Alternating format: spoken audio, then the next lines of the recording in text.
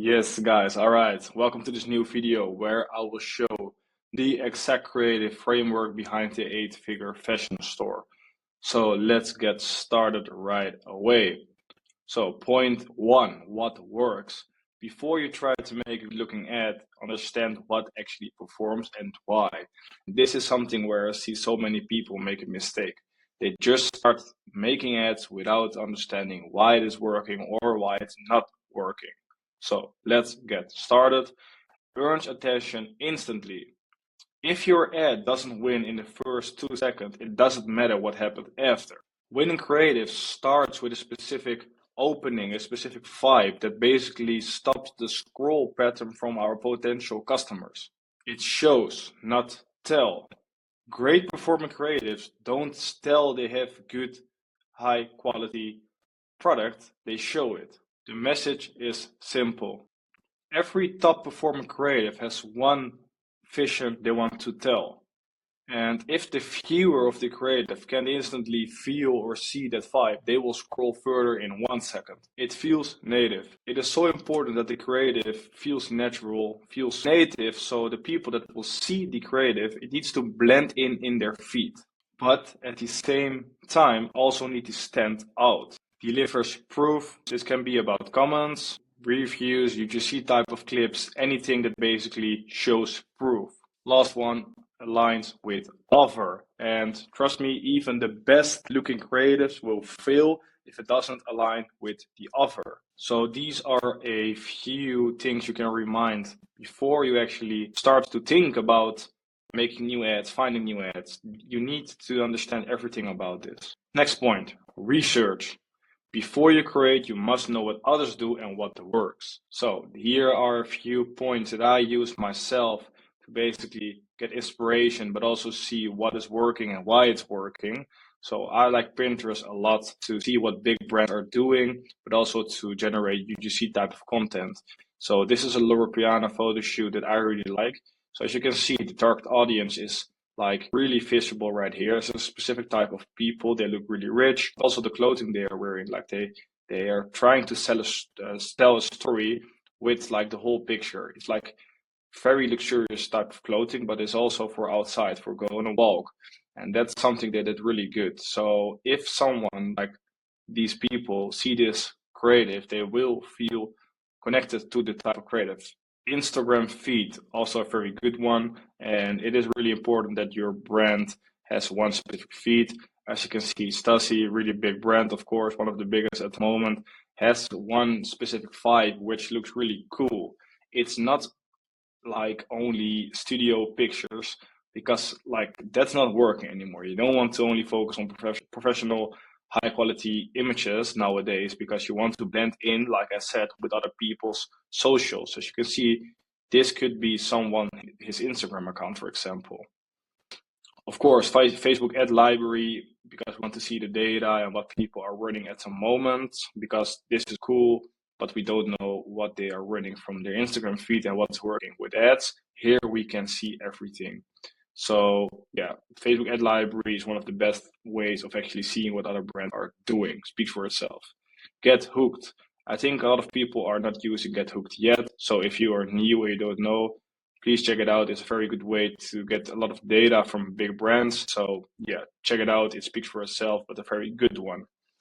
And last but not least, websites. Website is a very good one to basically see what's working for the competitor, not especially for the creators, but like in general, what convert for them. Because if you see it's on their website, on their product page, you know it's converting for them. Otherwise, it wouldn't be on there.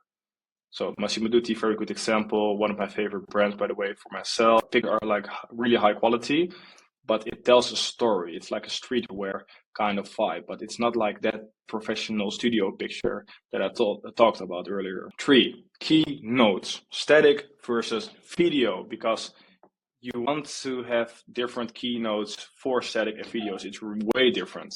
So for static, first one, consistency creates credibility. Yeah, basically be consistent with the creatives you are using, with the vibe you are going with, especially if you are moving to a bigger brand. It's pretty strange if you are using like totally different creatives, but of course you always want to split test. But if you see one specific thing already working, like go double down on that part. Always work from reference. That's one really important, because otherwise you will just start working on it without knowing what you were doing. So make sure you prepare that for yourself, so you have some things in mind before creating the creative, so you have someone to look up to. Another creative, for example, can be anything, or like specific feeling you want to create with the creative, or a story you want to tell, or like one.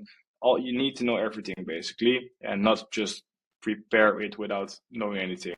Clear in prompts. This one is especially if you're generating it with AI. You want to have a really clear prompt and really in detail, because if you want to create high converting creatives with AI, that's 100% doable, because I do it myself. You need to tell all the details to AI, and you want to avoid like any fog for them. So that's why I say clear, because if you tell like A and B, they will make a combination, and that's like most of the times ending up really ugly. Keep a visual database. It can be Google, Notion, Slack, whatever, I don't care. But make sure you keep everything in one place, and don't just, keep it all over the place. You want everything in one place, so it's clear for yourself and for your team. Don't make it too complicated. I see so many people making this mistake. You want to have everything pretty easy, clean. And if you're going to spin your head around everything 100 times, it's going to end up bad as well. So prepare everything, but don't like overthink everything. And work with proven template. And as I said right here, DM me for a Figma file. I have a Figma file which is working really good for me, with over 180 templates that you can copy paste, with some good example from big competitors, and you can basically just copy paste your creative in there, and you have a killer creative. So if you want that whole template for free, just shoot me a DM on Instagram. Then we have video. Like I said, it's totally different. Some things will be the same. That is something you will see here as well. But a lot of things are totally different. So for the video, we want to use real footage first. I'm not really talking about AI or not, but more like UGC type of content, so people feel like it's blend in their feed, right? So as you can see, this is a good example. It looks really professional, but still, it's not like a total UGC type of professional shoot like this one, for example, because this one, it looks of course cool. I think 9 of the 10 times this will convert way better, because people can like feel it's themselves basically. Define camera movement, especially if you are going to use some tools I will tell later on to make AI videos. You want to tell everything, especially the movements, because if you just let AI make those decisions for you, it's going to be all over the place. So that's something you want to be really specific about. Light is emotion. So I have a combination here. So this one is with a specific light, which I really like. As you can see, for both of them, is the light is dark, like 50% of the skin, and here as well. And that basically tells a story. If you go to this one, it like doesn't have that at all, and it looks like really cheap that way. This way, it really tells a story, but it's basically the same thing, you know. So only the lighting can all like make a crazy difference already. And then same thing as for the static, clear and prompt speak for itself. Keep shots clean and minimal. Now that's something where I see a lot of people making mistakes as well. They want to do too much in one picture, but that's just all noise for the picture, for the creative. You want to have everything really clean. So it's basically, first of all, way easier to make, and it looks better as well. And same thing as for the static, you want to keep everything in one place. Same thing for static. And last thing, build brand consistency. I spoke about this earlier on, but if you have one specific vibe you want to go with, and which is working really good, keep like making creatives pictures in that vibe. And then I'm more talking about Not that I don't want you guys to test UGC type of picture and then a studio picture. Yes, you need to do that, but it's more about the story you try to tell with your brand, the feeling you're trying to give to your customers, those type of things. Point 4, asset preparation. Before you create, you organize your creative machine. Structure gives you freedom, chaos kills quality. So phase 1 to preparate everything. Define what you want. Before you collect footage, define what type of content each creative requires. Each ad type has a different visual type. Knowing this upfront saves massive time later. And every fashion niche needs its own visual approach because people connect differently with outerwear, accessories, I can't pronounce that word, sorry guys, or lifestyle shots. And this is also something really important. Like if you are trying to make an outerwear vibe, this is something like that can perform really good. The Loro Piana one, for example, right?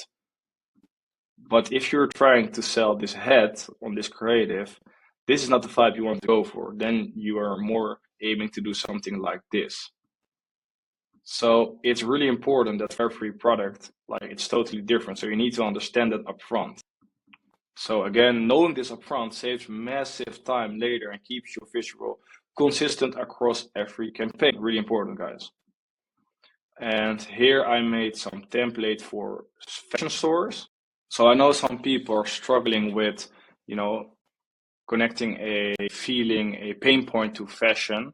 And it is really hard to connect those things to fashion, but these are some things that you can do. So it basically, tells a story if you are trying to create certain creatives in a certain vibe. So make a screenshot of this part because this is really, really important. This is gold right here, guys. If you focus on this and you connect it to your creative, it will work way better than all the other dropshippers out there. I promise that. So for example, here you want to, this is just an example product. You want to focus on the movement, the fit, the fabric detail of the product. That's something you can focus for. But also you can try to, for example, focus on the motion, the angles, and the material of the product. Then you have the next one, the emotional trigger of the product. And it can be total different parts. Here you can focus on confidence and power. And that's, for example, if you're trying to sell, I don't know, the outwear brand, for example, from Loro Piana. But if you are trying to sell the joggers, you don't want to aim for this type of feeling with the creative. Then you want to use this one, for example. Here, same thing. If you are trying to show ads to woman, this is the one you are aiming for. And you can basically make a selection like this one, and this one to make a good performing creative. And same thing here, like you can use all type of combinations. You can all tell it to AI as well. So make a screenshot and go start using this part. Really important.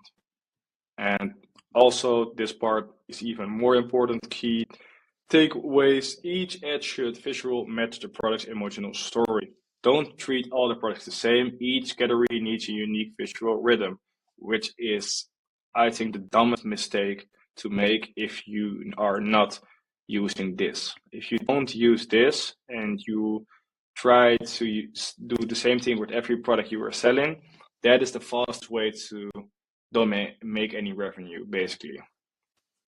Okay, so make a screenshot of this part as well. Again, really important. And then I also prepared another list for you guys. Build your shot list. Shot list prevent creative chaos. Every clip has a job. You don't shoot randomly, you shoot intentional. And with shooting, I mean with the camera, but the camera can also be AI. So I want you to think AI is your camera, basically. You can tell AI to be a camera, like what camera. It can be an iPhone, it can be a Sony, it can be anything you want. So you want to really have them think they are like a camera. And when I say you shoot, try to treat every time you are working with AI for images, if it's like a real shoot, like for your brand. Okay, try to think it that way. And then if you are doing it the good way, you will end up with amazing creatives. But if you're just fucking around, it's going to be hard and the creatives are going to be ugly as shit. So here, same thing, you can choose which scene you want. For example, here are just some example: walking on the street, the fabric close-up, a mirror pose. This is a little bit more UGC, for example, or product on the table. And then you have lifestyle, type of picture, or you can have some details or some proof, for example, a review or a call to action. And then you can, mix it all up. So make a screenshot of this as well and start using it. Then we have the last one, showcase. Static and video tools you need to create this. So of course, ChatGPT speaks for itself for creating, for analyzing the scripts and the creatives. Basically, I use it to make all my prompts. Then we have Miro, Notion, or Figma to make the mood board. If you want to be really prepared to make an amazing mood board for a specific collection, for example, so you know what vibe you want to go with your creatives at the moment. Artlist, generating high quality creatives. At this moment, I think Artlist is one of the best to create your photos, but also your videos.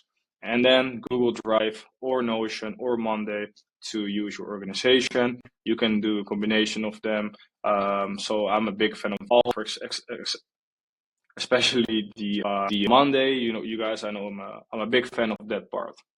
So that is basically how you want to script all your creatives before you actually start moving on making the creative, because everyone is making like the creatives now with AI, but I see not a lot of people think about what they need to do before start with creatives. So this is really important. It may seem a bit boring at first, but if you start doing this the right way, your creatives will be 10 times better, trust me.